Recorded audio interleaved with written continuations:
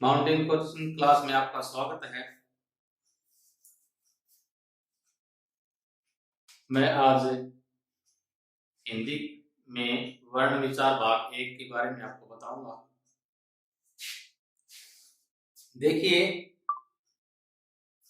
आपको परीक्षा की तैयारी करने के लिए सारे जो सब्जेक्ट हैं वो पढ़ने पड़ेंगे। पुष्पा दलाल, नमस्ते सर जी, नमस्ते। मनीष चौरान, नमस्ते गुरुजी, नमस्ते। संजय चौराना, राम राम जी, राम राम। सूरज सिंह, नमस्ते गुरुजी, नमस्ते। Tania Sharma, good afternoon sir ji, good afternoon. Sangeeta Chauran, good afternoon sir, good afternoon.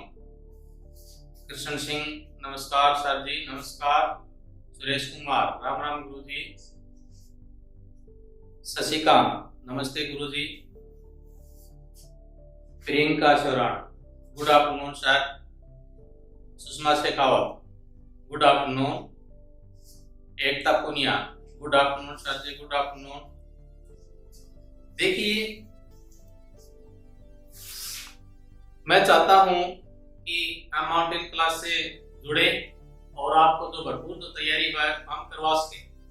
और हम चाहते हैं कि आपका जो भी सब्जेक्ट है पेपर में आने वाला है उस सब्जेक्ट की प्रॉपर जो तैयारी है यहाँ से करवाएं, ताकि आपको किसी बुक का सहारा न लेना पड़े।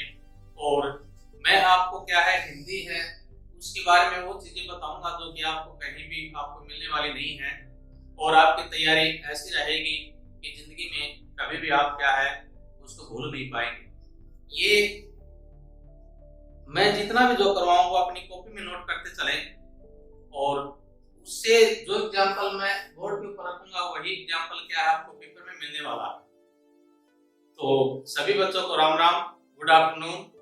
ये देखिए बच्चे ऑनलाइन जो जुड़े हुए हैं, किसी का नाम अगर न पुकारा जाए तो बुरा न माने, तो मैं ज्यादा पढ़ाने में व्यस्त रहता हूँ ताकि मैं ज्यादा आपको कॉन्टेक्ट दे पाऊँ और आप की तैयारी अच्छी प्रकार हो पाए।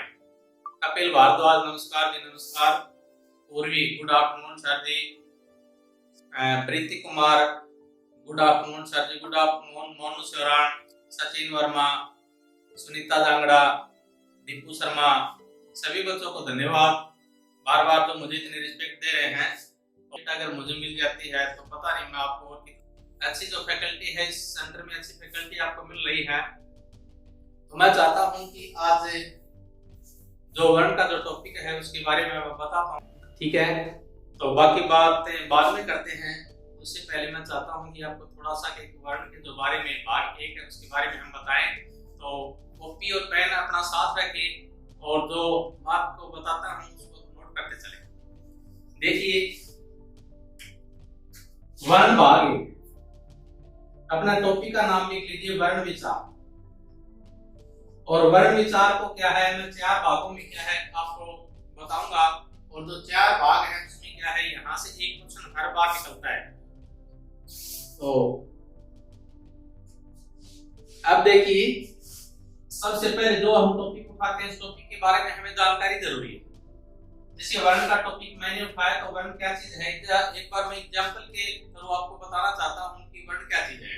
जैसे मैंने आपके सामने एग्जांपल लग दिया, पहला एग्जांपल लग दिया कै, दूसरा एग्जांपल लग दिया एन, तीसरा जो एग्जांपल लग दिया मैंने है, और चौथा जो एग्जांपल लग दिया मैंने मैं। इस प्रकार मैंने आपके सामने 4 एग्जांपल लग दिए और आपसे पूछा जाएगा कि इनमें से वर्ण कौन सा है। वर्ण कौन सा है? नंबर 1 कै, ए, गै या मैं। तो सभी को पता है कि वर्ण जब हम इस एग्जांपल मैंने रखे इसमें से तभी पता चलेगा जब इसके बारे में हमें पता होगा कि वर्ण क्या चीज है। कि ध्वनि की वह छोटी से छोटी इकाई जिसके और टुकड़े न हो सके, यानी ध्वनि की छोटी से छोटी इकाई कौन सी है, ये है। जो मैं के नीचे हलंत है तो इसके क्या है और टुकड़े नहीं हो सकते। लेकिन मैंने ये तो बता दिया कि ये तो वर्ण है, लेकिन 3 जो बच गए, कै बच गया, ए बच गया और घ बच गया। ये तीनों चीज क्या है, ये तो क्या है मैंने बता दिया वर्ण है। ये जो तीनों चीजें हैं इनको क्या कहेंगे, अक्षर। यानी जिस वर्ण में, जिस व्यंजन में स्वर शामिल हो, स्वर हो, वो हमेशा क्या कहलाएगा, अक्षर। और जो ध्वनि की छोटी से छोटी इकाई है वो क्या कहलाएगा, वर्ण। अक्षर इसे कहते हैं जो एक झटके में बोला जाता है। और अक्षर के जो भेद होते हैं वो कितने होते हैं, अक्षर के दो भेद होते हैं। और दो भेद जो होते हैं, एक तो होता है जो जिसमें स्वर शामिल हो, यानी लास्ट में स्वर की आवाज आए, एक होता है लास्ट में व्यंजन की आवाज आए। तो जो अक्षर के जो दो भेद होते हैं मैं उसके बारे में अंत में बताऊंगा कि दो भेद कौन कौन से होते हैं। इससे पहले हम वर्ण के बारे में जानेंगे। तो देखिए, परिभाषा लिख लीजिए कि वर्ण किसे कहते हैं, कि ध्वनि की वह छोटी से छोटी इकाई जिसके और टुकड़े न हो उसके वर्ण कहलाता है। लेकिन ध्यान रखिए कि इसको दो रूप में हम क्या है लिख सकते हैं। एक तो क्या होता है उच्चरित रूप, एक तो होता है उच्चरित रूप और दूसरा होता है लिखित रूप। एक तो होता है उच्चरित रूप और दूसरा होता है लिखित रूप। उच्चरित रूप में तो अगर पूछा जाए कि जो छोटी छोटी जो ध्वनि होती है, एक तो वर्ण और एक होता है ये, तो लिखित रूप में तो होता है वर्ण और उच्चरित रूप में होता है ध्वनि। कभी कभार क्या है बुक वाले क्या है, कोई ध्वनि बता देता है, कोई वर्ण बता देता है, कोई शब्द बता देता है, कोई वाक्य बता देता है। लेकिन ध्यान रखना है उच्चरित रूप में छोटा छोटी इकाई होती है ध्वनि। यानी हम जो बोलते हैं उच्चरित का मतलब होता है जो उच्चारण करते हैं। उच्चारण यानी हमारे मुख से जो आवाज निकलती है, तो आवाज तो निकलेगी उसको हम क्या कहेंगे, ध्वनि कहेंगे। तो इसलिए बोला जाता है कि उच्चरित रूप में छोटा छोटी इकाई कौन सी होती है, ध्वनि। और हमेशा लिखित रूप जो है, जैसे मैंने लिख दिया, ये मैंने अभी लिखा, ये लिखित रूप में मैंने बताया। तो लिखित रूप में हमेशा क्या है, छोटी छोटी इकाई क्या होती है, वर्ण होती है। और व्याकरणिक दृष्टि से छोटी छोटी इकाई क्या होती है, पद होती है। कई बार पूछ लेते हैं व्याकरणिक दृष्टि से जो छोटी से छोटी जो इकाई होती है वो क्या होती है, पद होती है। लेकिन पूर्ण अर्थ की दृष्टि से छोटी छोटी इकाई क्या होती है, वो होती है वाक्य। क्या होती है, वाक्य। देखिए, व्याकरणिक दृष्टि से छोटी छोटी इकाई पूछ ली जाए तो वो क्या कहलाती है, पद कहलाती है। और पूछ ली जाए कि पूर्ण अर्थ की दृष्टि से छोटी इकाई क्या होती है, वाक्य होती है। लेकिन सही प्रश्न क्या बनता है कि ध्वनि की वह छोटी से छोटी इकाई जिसके और टुकड़े न उसके वर्ण कहलाता।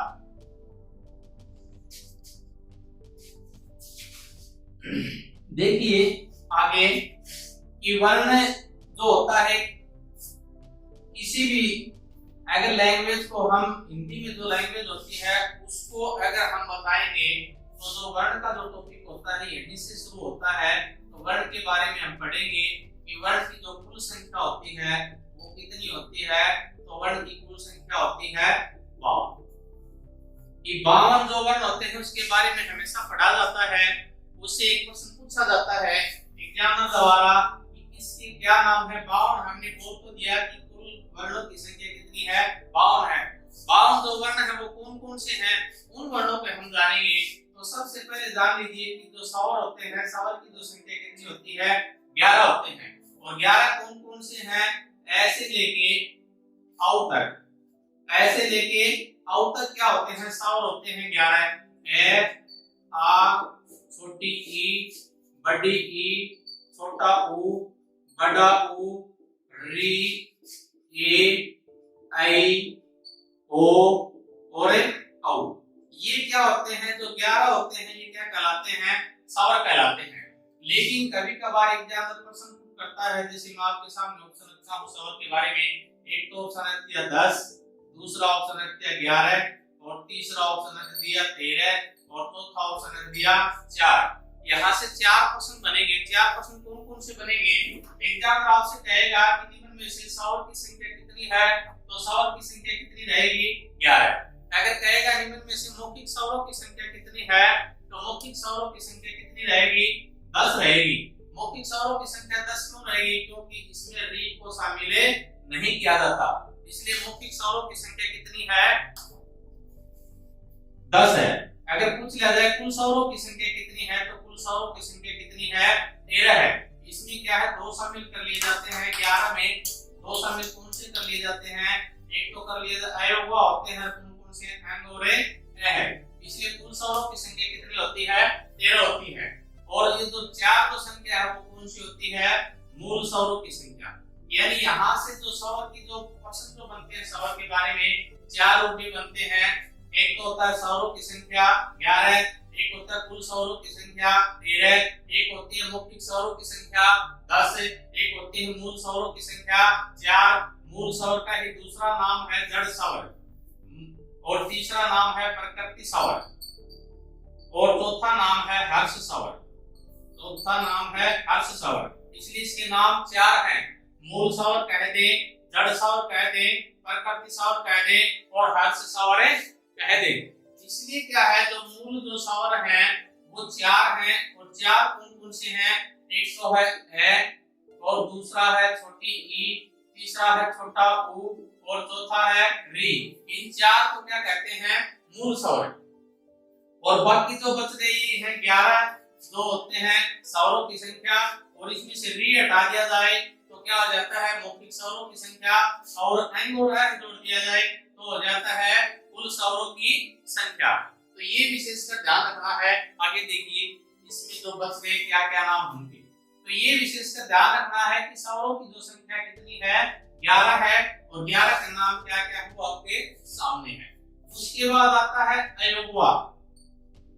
अयोगवा और अयोगवा की जो संख्या है वो है 2। दो कौन कौन से हैं? एक तो है एंगे और दूसरा है ए है। एंग और ए है। और ये ध्यान रखना है जो अयोगवा की संख्या जो 2 है वो किससे स्टार्ट होते हैं? ऐसे स्टार्ट होते हैं। ये विशेषकर ध्यान रखना है। और इससे जो अगला है वो है सपर्श व्यंजन की जो संख्या है। सपर्श व्यंजन और सपर्श व्यंजन की जो संख्या है वो है 25 और 25 कहां से कहां तक है? कैसे लेके मैं तक। यानी सपर्श व्यंजन की संख्या पूछ ली जाए तो 25, अयोगवा की संख्या पूछ ली जाए 2, सौरों की संख्या पूछ ली जाए 11। लेकिन 25 कैसे लेके मैं तक में कौन कौन से वर्ग आते हैं? एक तो आता है कै वर्ग। कै वर्ग में 5 वर्ण होते हैं। कै फिर आता है चै वर्ग। चै वर्ग में भी 5 वर्ण होते हैं। फिर आता है टै वर्ग। टै वर्ग में भी 5 होते हैं। फिर आता है तै वर्ग और फिर आता है पै वर्ग। यानी जो 5 वर्ग हैं इन 5 वर्गों को क्या बोला जाता है? सपर्श व्यंजन बोला जाता है। उसके बाद आ जाता है अंतस्थ व्यंजन। अंतस्थ व्यंजन और अंतस्थ व्यंजन की जो संख्या है वो कितनी है? 4 है। और 4 कौन कौन से हैं? ये रे ले और वे। देखिए यानी जो 52 जो वर्ण है कुल 52 वर्ण के बारे में नाम मैं बता रहा हूं। तो 11 है सौर, 2 अयोगवा, सपर्श व्यंजन की संख्या 25, अंतस्थ व्यंजन की संख्या 4 और उसके बाद आ जाता है कुसम व्यंजन। और कुसम व्यंजन की जो संख्या है वो भी कितनी है? वो भी है 4 और 4 कौन कौन से हैं? से और है। कुसम व्यंजन के बाद आ जाता है संयुक्त व्यंजन। संयुक्त व्यंजन और संयुक्त जो व्यंजन है उनकी संख्या भी कितनी है? 4 है। और 4 कौन कौन से हैं? एक तो है कक्ष, एक है त्रै, एक है ज्ञ और एक है श्रय। और उसके बाद आ जाता है उत्तक्षिप्त व्यंजन। उत्तक्षिप्त व्यंजन की जो संख्या है वो कितनी है? 2 है। और 2 कौन कौन से हैं? निश्चय बिंदु वाले। एक तो आता है अडे और एक होता है अडे। देखिए 2 निश्चय बिंदु वाले डबल होते हैं यानी इसलिए इसका दूसरा नाम क्या है? द्वित्व। यानी डबल होते हैं इसलिए इसका दूसरा नाम क्या है? द्वित्व। इसी का तीसरा नाम क्या है? ताड़नजात। यानी देखिए उत्तक्षिप्त का दूसरा नाम है द्वित्व और इसी का तीसरा नाम है ताड़नजात और इसी का चौथा नाम है द्विगुण। इसी का चौथा नाम है द्विगुण। एग्जाम में हो सकता है उत्तक्षिप्त व्यंजन की संख्या पूछ ली जाए तो 2 और इसी प्रकार ये विशेषकर ध्यान रखना है। देखिए द्वित्व, ताड़नजात या द्विगुण।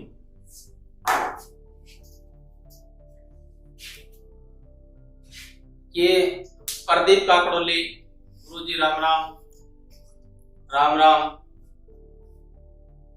और प्रवेश चौरान नमस्कार, सचिन वर्मा नमस्कार, गुड। बताइए ये आज हम जो वर्ण के बारे में जो बता रहे हैं, तो अगर मेरी जो स्पीड अगर तेज है तो थोड़ा सा आप लिख के बताइए कि मेरी जो स्पीड है थोड़ी सी और कम करनी है या आहिस्ता करना है और तेज बढ़ाना है। तो ये विशेष का ध्यान रखिए। डाउट पूछना है किसी को पूछ लीजिए, जिसको भी डाउट पूछना है पूछ लीजिए। अभिदया राम राम जी, एंड्रॉइड रन मनीषा नमस्ते नमस्ते भाई, कपिल भारद्वाज, सुरेश कुमार, वीडियो क्वालिटी 360 या 480 करें।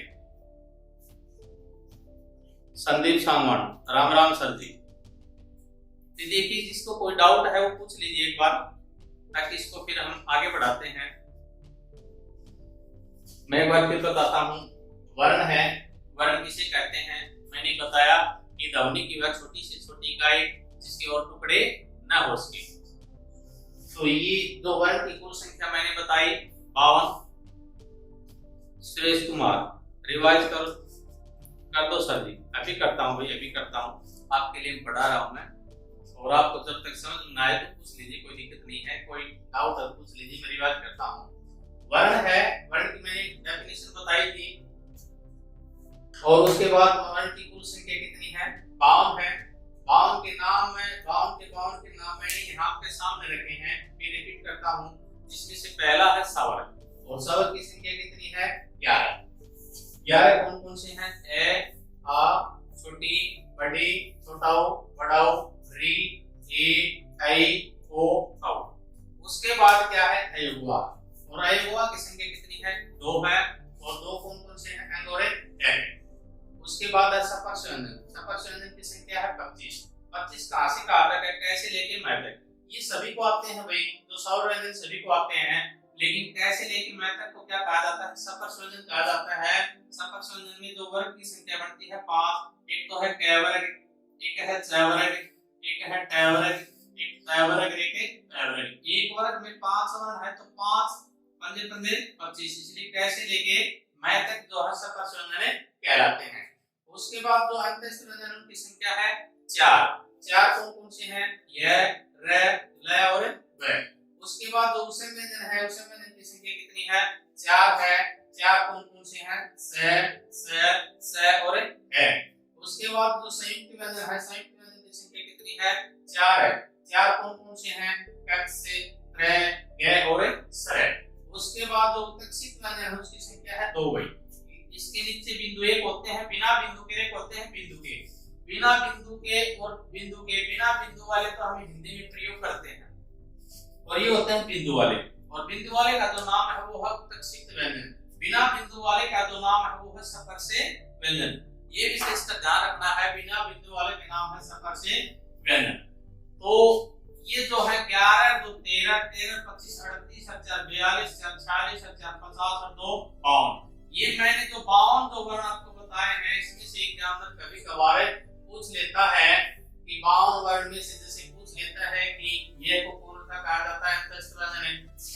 जैसे एग्जामिनर आपके सामने रख देता है ये, दूसरा ऑप्शन रख दिया मैं, तीसरा ऑप्शन रख दिया जय, और चौथा जो ऑप्शन है वो रख देता है जैसे है, और पूछ लेता है निम्न में से सवर कौन सा है। तो इस प्रकार क्या है, हमें जो 11 है 11 को क्या कहा जाता है? सवर है। पूछ लेता है निम्न में से अंत्यस्थ व्यंजन कौन सा है, तो 4 में से क्या है अंत्यस्थ व्यंजन कौन सा है? ये इस प्रकार एग्जामिनर आपसे एक प्रश्न पुट करता है। इसी प्रकार जो उत्तक्षिप्त व्यंजन है, इसका दूसरा नाम है द्वित्व, इसी का तीसरा नाम है ताड़नदार, और इसी का चौथा नाम है द्विगुण। ये द्वित्व नाम इसीलिए रखा गया है ताकि इसके नीचे बिंदु वाले बिना बिंदु के डबले होते हैं, इसलिए इसके जो है नाम रखे गए हैं। देखिए जिसको समझ नहीं आया तो एक बार दोबारा पूछ सकता है, मैंने रिवाइज कर दिया है और आगे ताकि मैं इसको बढ़ाएं, अगर समझ आ गया तो आगे बढ़ाएं। अगर एक बार ओके लिख के भेजें, अगर आपको समझ आ गया तो ओके लिख दें फटाफट, अगर अदरवाइज फिर दोबारा रिपीट करता हूं। मेरे हिसाब से सभी को समझ में आ गया होगा। देखिए इसमें जो है क्वेश्चन एग्जामिनर कैसे करेगा, विशेष कर ये ध्यान रखिए। ये जो सारणी है, इस सारणी में एक मैंने बताया था कैवर्ग और चैवर्ग। जो चैवर्ग है इसका एक दूसरा नाम है, उसका नाम है सपर्शय संघर्षी। ये भी ऐड कर लीजिए भाई, सपर्शय संघर्षी। सिर्फ इस चैवर्ग का ही नाम है सपर्शय संघर्षी। एक जो कुशन व्यंजन है इसका नाम है संघर्षी, कुशन व्यंजन है इसका नाम है संघर्षी। तो ये दो चीजें ऐड कर लीजिए। एक तो चैवर्ग है, चैवर्ग में च छ ज ये इसका नाम है सपर संघर्षी, और एक स है इसका नाम है संघर्षी। इनका संघर्षी नाम क्यों रखा गया है? ताकि इसको बोलने में संघर्ष करना पड़ता है। इसी प्रकार जो कुशन व्यंजन है इसको बोलने में भी क्या करना पड़ता है? संघर्ष करना पड़ता है। ये जो सारणी है, जो कुल जो संख्या 52 है, ये सारणी मैंने आपके सामने की है। यहाँ से 2000 प्रश्न बन सकते हैं। तो 2000 प्रश्न याद करने की बजाय क्या इस सारणी को आप याद कर लीजिए, ताकि आपको कोई दिक्कतें न आए। Sanjay Soran okay sir ji, Suresh Kumar continue sir, Sangeeta Soran okay, प्रवेश सोरान आ गया सर जी। देखिए आगे आएगा, ठीक है। अब मैं इसको आगे बढ़ाता हूँ। देखिए अलग अलग रूप में क्या है, मैं पार्ट में इनको डिवाइड करूंगा, ताकि पार्ट में डिवाइड करने से आपको वो चीजें समझ में और बेहतर आएंगी, ताकि आपका कहीं पर भी क्या है हिंदी के नाम के ऊपर कोई आपका अंक न घटे। अब मैं उठाता हूं सबसे पहले अंतस्थ व्यंजन।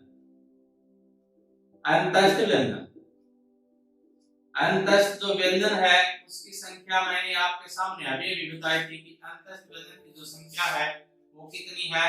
4 है। और 4 कौन कौन से हैं? एक तो है ये, एक है रे, एक है ल और एक है व। ये है अंतस्थ व्यंजन।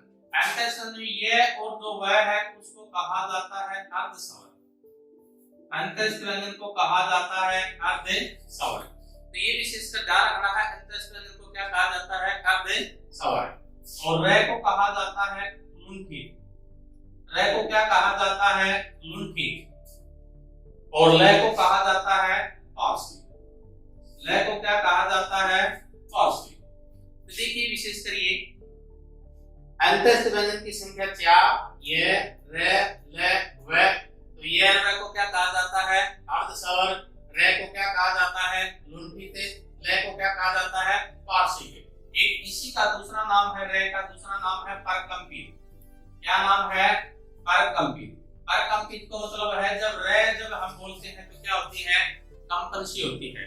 आप बोल के देखेंगे कि रे क्या होता है? कंपन होता है, इसमें जरासा होता है। और लय क्या है कि पार्श्विक वर्ण है, जो कि जब हम बोलते हैं तो हमारी जीभ क्या है यहाँ ऊपर मुद्दा के ऊपर लग जाती है, और जो आवाज वो पास से गुजर जाती है और लास्ट में बोलने के बाद धड़क देके नीचे पड़ जाती है। तो ये ध्यान रखना है। और ये को क्या कहा जाता है? अर्ध स्वर कहा जाता है। एग्जामिनर यहाँ से प्रश्न करेगा, जैसे आपके सामने ऑप्शन रहेगा, ऑप्शन 1, ऑप्शन 2, ऑप्शन 3 और ऑप्शन 4। इस प्रकार आपके सामने ऑप्शन रखेगा, पूछेगा कि निम्न में से लुंठित वर्ण कौन सा है? तो लुंठित वर्ण कौन सा है? रे है। पूछेगा निम्न में से पार्श्विक वर्ण कौन सा है? तो पार्श्विक वर्ण है ले। या पूछेगा निम्न में से परकंपित वर्ण कौन सा है? तो परकंपित है रे। या फिर क्या है, इसको ऑप्शन बनाएगा कैसे? ये व रे व ले ये और व रे, इस प्रकार ऑप्शन बनाएगा और आपसे पूछेगा कि निम्न में से अर्ध स्वर वर्ण कौन से हैं? तो देखिए अर्ध स्वर तीनों में तो है, लेकिन दोनों होंगे वही क्या कहलाएगा? अर्ध स्वर वर्ण ही कहलाएगा। इस प्रकार क्या है, एक ये प्रश्न बनता है। तो ये विशेष का ध्यान रखना है। अंतस्थ व्यंजन की संख्या तो 4 आपके सामने मैंने अलग अलग रूप में इसके बारे में बताया कि ये तो क्या है? परकंपित है, ये इसी का दूसरा नाम सॉरी व ये और व तो क्या है? अर्ध स्वर है। रे क्या है? लुंठित, इसी का दूसरा नाम क्या है? परकंपित। और ले क्या है? पार्श्विक। देखिए इसके बाद हम उठाएंगे संयुक्त व्यंजन, और संयुक्त व्यंजन की संख्या कितनी है? 4 है। संयुक्त व्यंजन 4 कौन कौन से हैं वो देखिए आप। 4 क्या कौन कौन से हैं? एक तो है कक्ष, एक है त्रै, एक है जै और एक है सै। इसमें से एग्जामिनर प्रश्न कैसे पूछ करेगा? देखिए मैं आपको बताता हूँ कैसे प्रश्न करेगा। जैसे एक के अंदर कहेगा कि कक्ष किन के योग से बना है, कक्ष किन के योग से बना है, किन के योग से बना है। तो कक्ष किन के योग से बना है, चार ऑप्शन बना के देगा इसके अंदर। कैसे देगा, पहला ऑप्शन दे दिया क प्लस में स, और दूसरा जो ऑप्शन दे दिया बना के क प्लस में स, और तीसरा जो ऑप्शन बना के दे जाएगा क प्लस में स, और चौथा जो ऑप्शन बना के दे जाएगा क प्लस में स। इस प्रकार एग्जामिनर क्या है कि क्वेश्चन पुट करेगा कि कक्ष किन के योग से बना है। तो कक्ष से पहला ऑप्शन रहेगा, या दूसरा रहेगा, या तीसरा रहेगा, या चौथा रहेगा। ये सभी में इसी प्रकार क्वेश्चन पुट करता है कि त्रय किन के योग से बना है, या जय किन के योग से बना है, या फिर सरय किन के योग से बना है। तो कक्ष किन के योग से बना है, तो ये विशेषकर ध्यान रखना है। इसके हिसाब से जो क्या आंसर क्या हो जाएगा, चौथा हो जाएगा क प्लस में स। लेकिन सभी के बारे में बताता हूँ कि किन किन के योग से बने हैं। यहाँ से क्या है, कभी कभार एग्जामिनर प्रश्न पुटे करता है, तो ये विशेषकर ध्यान रखना है कि किन के योग से बना है। तो कक्ष किन के योग से बना है, क प्लस में स। तो ध्यान रखना पहला आधा दूसरा पूरा। और त्रय किन के योग से बना है, त प्लस में र, और यह किन के योग से बना है, ज प्लस में ये, और सरय किन के योग से बना है, स प्लस में र। तो ध्यान रखना है, देखिए प्रत्येक में पहला क्या है, आधा है, और दूसरा क्या है, पूरा है। लेकिन हो सकता है एग्जामिनर क्या है, 3 के रूप में आंसर दे या 2 के रूप में। 2 के रूप में मैंने आपके सामने प्रश्न पुट किया था कि कक्ष किन के योग से बना, इसी प्रकार मैंने 4 ऑप्शन बनाए। हो सकता है इसी को क्या है 3 के रूप में बना दे, जैसे क प्लस में स प्लस में ए, और दूसरा ऑप्शन बना दे कि क प्लस में स प्लस में ए, और इसी प्रकार तीसरा ऑप्शन बनाए क प्लस में स प्लस में ए, और इसी प्रकार चौथा ऑप्शन बनाएगा क प्लस में स प्लस में ए। 3 के रूप में अगर ऑप्शन रखता है तो कौन सा आंसर रहेगा, या पहला रहेगा, या दूसरा रहेगा, या तीसरा रहेगा, या चौथा रहेगा। तो ये विशेषकर ध्यान रखना है, इसमें आंसर कौन सा हो जाएगा, चौथा हो जाएगा। कैसे हो जाएगा कि इसमें से इसको क्या है, सवाल निकाल दिया इसका, तो 3 के रूप में अगर वो आंसर रखता है तो क प्लस में स प्लस में ए, इस रूप में क्या है वो आंसर रहेगा। इसी प्रकार ये कंडीशन इसी की रहेगी कि इसमें से भी उसको क्या निकाल दिया गया है, सवाल निकाल दिया गया है, तो त प्लस में र प्लस में ए। इसी प्रकार ये कंडीशन इसी में लागू रहेगी कि ज प्लस में ये प्लस में ए, यानी ये रहेगा। और इसी रूप में क्या है, स प्लस में र प्लस में ए, यानी इस रूप में क्या है, एग्जामिनर 2 के रूप में आंसर बनाता है या फिर 3 के रूप में बनाता है। तो ये हमें विशेष करे ध्यान रखना होगा कि यहाँ क्या है आंसर कुछ है, यहाँ आंसर है कुछ है। तो ये विशेषकर हमें ध्यान रखना पड़ेगा।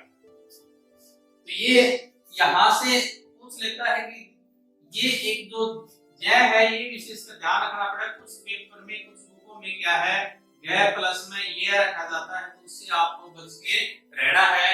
ये क्या है, रोंग है। ये क्या है, जय प्लस में ये है। तो ये याद रखना है। ये नाक में बोला जाता है जय, ये नाक में बोला जाता है जय। हमारे बोलने का जो उच्चारण स्थान है वो भी क्या है, रोंग है। ये हम क्या बोलते हैं, ग बोलते हैं।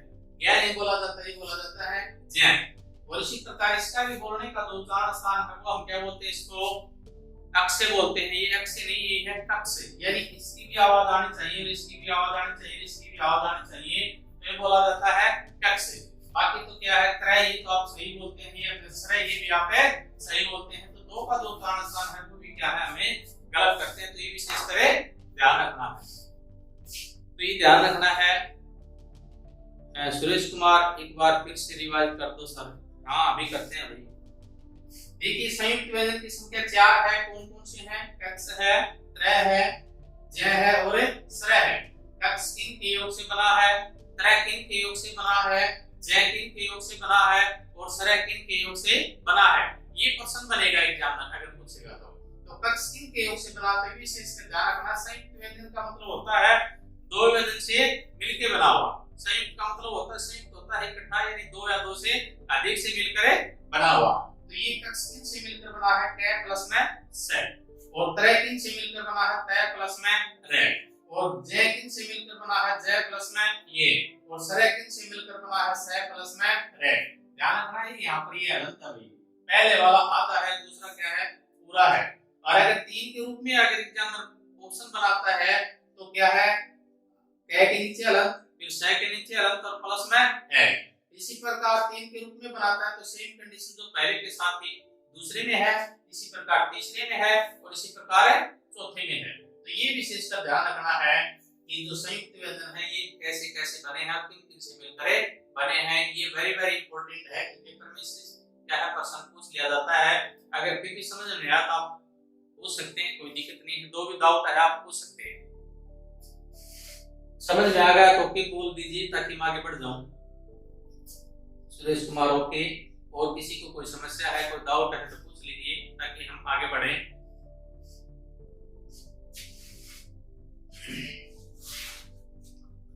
उसके बाद देखिए एक क्वेश्चन बनेगा, शायद आपने न तो बुक में पढ़ा होगा, नहीं आपको कहीं मिला होगा, नहीं किसी टीचर ने आपको पहले कभी बताया होगा। जैसे मैं आपसे क्वेश्चन पूछता हूँ, मैंने यहाँ ऑप्शन बना के क्वेश्चन पुट करता हूँ और ऑप्शन बना के क्वेश्चन पुट करता हूँ। तो कैसे देखिए, मैंने यहाँ रख दिया, एक तो रख दिया है, दूसरा ऑप्शन रख दिया मैंने है, और तीसरा ऑप्शन रख दिया मैंने मैं, और चौथा ऑप्शन रख दिया मैंने कैट। और यहाँ प्रश्न बनेगा कि शब्दकोश के अनुसार कक्ष किसके बाद आता है, किसके बाद आता है, ये प्रश्न बनता है। यानी जैसे अंग्रेजी में बोलते हैं डिक्शनरी और हिंदी में बोलते हैं शब्दकोश, यानी शब्दकोश के अनुसार। जैसे मैं ये रख दूं शब्दकोश के अनुसार, ठीक है, शब्दकोश के अनुसार कक्ष किसके बाद आता है, तो ये है के बाद आता है, के बाद आता है, मैं के बाद आता है, या के बाद आता है। तो ये विशेष का ध्यान रखना है। सुरेश कुमार ऑप्शन डी, ये बिल्कुल आपका राइट आंसर है, ऑप्शन डी कि कै के बाद आता है। जैसे मैंने अभी भी संयुक्त व्यंजन के बारे में आपको बताया था कि कै प्लस से, कक्ष किससे मिलकर बना है, कै प्लस में से। तो ये ध्यान रखना है, शब्दकोश के अनुसार क्या है, कै के बाद आता है। यानी कै के बाद का मतलब ये है कि कक्ष की कोई पंक्ति होती ही नहीं। जैसे आप कोई जैसे क्षेत्रीय जो शब्द है और उसका अर्थ ढूंढना बताएंगे, तो इसका अर्थ क्या है, ढूंढने के लिए हमें कक्ष वाली पंक्ति में जाना पड़े तो कक्ष की कोई पंक्ति नहीं होती। इसका अर्थ ढूंढने के लिए हमें कौन सी पंक्ति में जाना पड़ेगा, कै वाली पंक्ति में ही जाना पड़ेगा। इसी प्रकार क्या है, पूछ लिया जाता है कि तरह किसके बाद आता है, तो तरह हमेशा किसके बाद आता है, तय के बाद। इसी प्रकार पूछ लिया जाता है जय किसके बाद आता है, तो किसके बाद आता है, जय के बाद। इसी प्रकार पूछ लिया जाता है कि सह किसके बाद आता है, तो इस सह के बाद आता है। इस संयुक्त व्यंजन की क्या है, कोई पंक्ति विशेष करे होती ही नहीं। तो ध्यान रखना है, मैंने जो उनका विच्छेद किया था संयुक्त व्यंजन का, तो पहले जो विच्छेद किया था उसी के बाद क्या है, इसका आंसर रहेगा। जो जिस प्रकार कक्ष किसके बाद आता है, तो कै के बाद आता है, नहीं कि है के बाद। जैसे हम बोलने में ये होते हैं कि है, कक्ष, त्रय, गै, श्रय, तो ये विशेषकर क्या है, हमारा जो है ध्यान यहाँ रहता है, उस समय यहाँ ध्यान नहीं जाता। तो ये विशेषकर ध्यान रखना है, जो चीजें हमने पढ़ ली उसी के अनुसार आंसर देना है। फिर एक क्वेश्चन ये बन जाता है कि सबसे अंतिम पंक्ति किसकी होती है, तो ध्यान रखना सबसे अंतिम पंक्ति किसकी होती है, शब्दकोश में है की होती है। क्यों होती है कि है की सबसे अंतिम पंक्ति होती है, के बाद कोई पंक्ति होती ही नहीं। इसी प्रकार पूछ लिया जाता है कि सबसे अंतिम पंक्ति है होती है, सबसे पहली पंक्ति किसकी होती है, तो एक बार आप बताएं, विशेषकर फटाफट लिख के बताएं कि सबसे पहली पंक्ति किसकी होती है। मैं ऑप्शन रखता हूं, सबसे पहली पंक्ति किसकी होती है, ए की होती है, या फिर कै की होती है, या फिर अं की होती है, या फिर सरह की होती है। सबसे पहली पंक्ति किसकी होती है, फटाफट लिख के बताएं। क्या आपने पढ़ा है कभी कि सबसे पहली पंक्ति किसकी होती है, ए की होती है, कै की होती है, अं की होती है, या फिर सरह की होती है। तो देखिए सबसे अंतिम पंक्ति का तो हमें पता चल गया है कि सबसे अंतिम पंक्ति किसकी होती है, वो तो होती है की। लेकिन हमें भी पता होना चाहिए कि सबसे पहली पंक्ति किसकी होती है। तो विशेषकर ध्यान रखना है, सबसे पहली पंक्ति होती है अं की। सबसे पहली पंक्ति किसकी होती है? एंथ की। सुनीता जांगड़ा, रॉन्ग है ये, ऑप्शन डी। ये सुरेश कुमार, ये तो आपने पहले बता दिया, तो सुनीता जांगड़ा, तो जो डी ऑप्शन है ये क्या है इसमें? रॉन्ग है। सबसे पहली पंक्ति किसकी होती है? एन की होती है, और ए है डी। उसके बाद ए, आ, छोटी बड़ी ऐसे चलता है, फिर क्रमवार चलता है, ए तक हमें चलते रहते हैं। क्यों? है अंतिम पंक्ति होती है और एन क्या है? पहली पंक्ति होती है। देखिए उसके बाद आगे देखिए, अगर आपसे पूछ लिया जाए कि सवर की संख्या कितनी है, तो सवर की संख्या 11 है, तो व्यंजन की संख्या कितनी है? 23। तो ये विशेष का ध्यान रखना है, छोटी छोटी जो बातें हैं वो आप जानते हैं। उसके बाद जो बनता है उच्चारण स्थान, उच्चारण स्थान, ये सबसे वेरी वेरी इंपॉर्टेंट है। उच्चारण स्थान, उच्चारण स्थान ये वेरी वेरी वेरी इंपॉर्टेंट है। ट्रिपल स्टार लगा लीजिए, वेरी वेरी वेरी इंपॉर्टेंट कर लीजिए। जो उच्चारण स्थान है वो याद करने के लिए देखिए हमें लिखित रूप देखना है कि हम बोल के बताएंगे कि हम हमारी आवाज कहां से निकलती है, कहां से फंस करती है, क्या क्या कुछ होता है।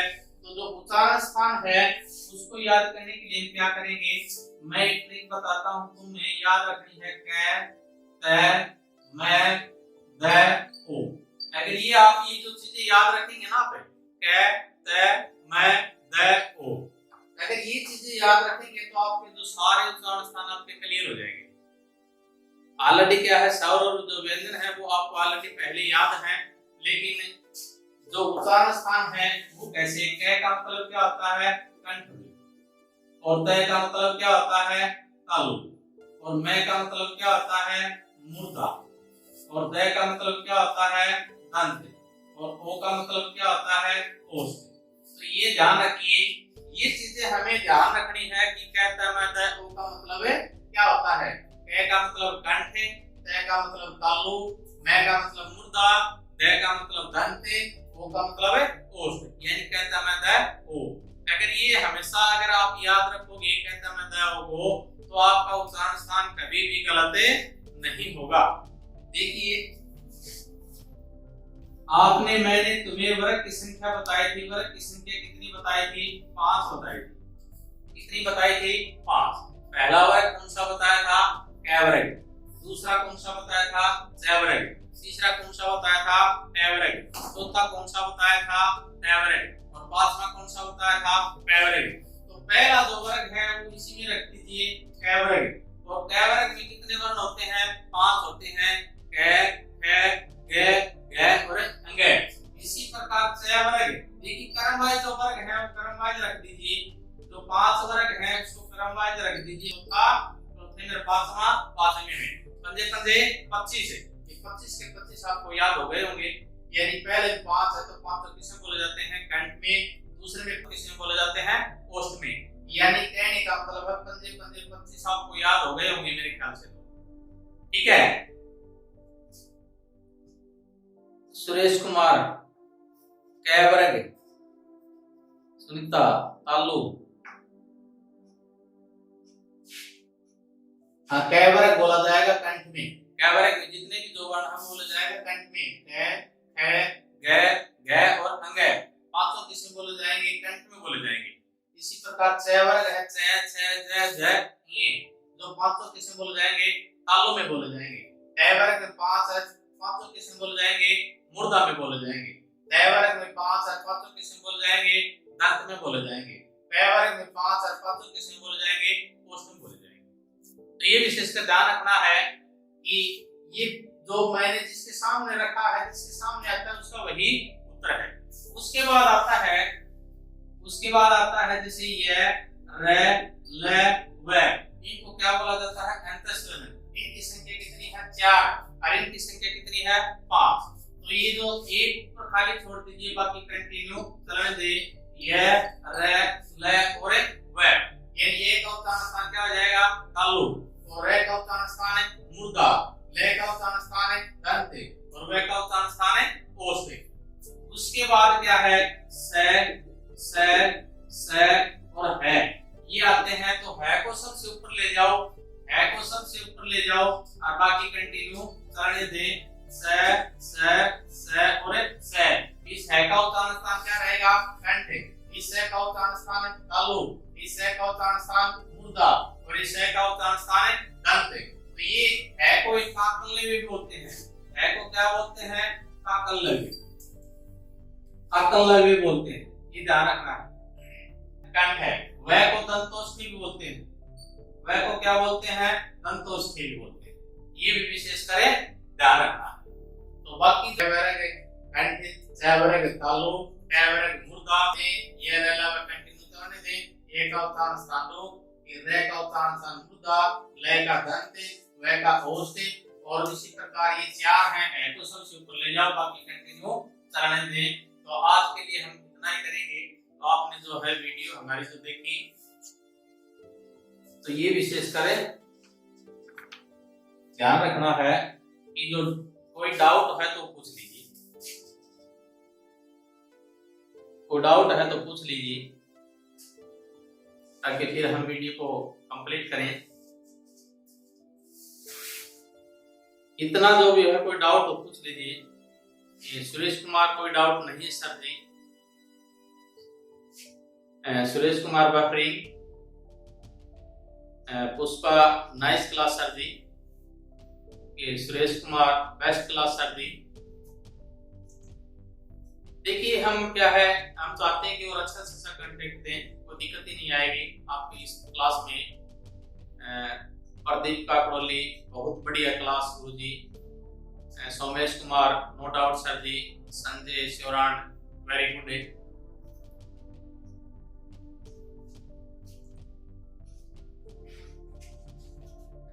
Sangeeta Shivran nice class sir ji. तो आज के लिए इतना ही। जय हिंद, जय भारत।